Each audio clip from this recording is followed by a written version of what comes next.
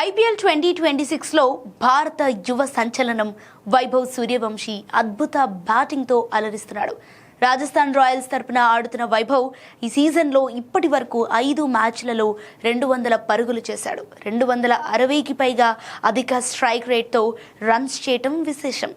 బౌలర్లకు పెను సవాల్గా మారుతున్న సమయంలో Sunrisers Hyderabad pacer Praful Hinge మొదటి బంతికే వైభవ్ను డకౌట్ చేయటం చర్చనీయాంశంగా మారింది.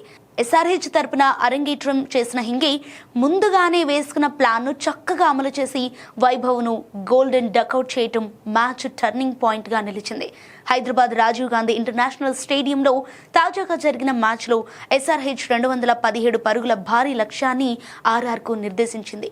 అందరూ వైభవ్పై భారీ ఆశలు పెట్టుకున్నారు. కానీ ప్రఫుల్ హింగే మొదటి బంతికే అతన్ని పెవిలియన్కు పంపించాడు. మ్యాచ్ అనంతరం మాట్లాడిన హింగే వైభవ్ను బౌన్సర్తో లేదా మరో విధంగా అవుట్ చేస్తానని తన సన్నిహితులకు ముందుగానే చెప్పానని వెల్లడించాడు. అతడు వ్యాఖ్యలు సిల్లీగా అనిపించినా అమలు చేయటం మాత్రం అంత ఈజీ కాదు. కానీ చెప్పినట్లే వైభవ్ను అవుట్ చేసి క్రికెట్ ప్రపంచానికి పరిచయం అయ్యాడు. ఇక ప్రఫుల్ హింగే విజయానికి కారణం అతని లైన్ లెంగ్త్ ఖచ్చితత్వమే అని MRF pace foundation chief coach N Senthilnathan చెప్పారు. ఆధునిక క్రికెట్లో బ్యాటర్ బలహీనతలను గుర్తించడం పెద్ద విషయం కాదని, కానీ వాటిని మైదానంలో అమలు చేయడం కీలకమని పేర్కొన్నారు. హింగే సరిగ్గా అదే చేశాడని ఆయన చెప్పారు. హై బ్యాక్ లిఫ్ట్తో ఆడటం, ఫ్రంట్ లెగ్ను ముందుకేసి భారీ షాట్లాడే ప్రయత్నం చేయటం వైభవ్ బలహీనత అని నిపుణులు అంటున్నారు.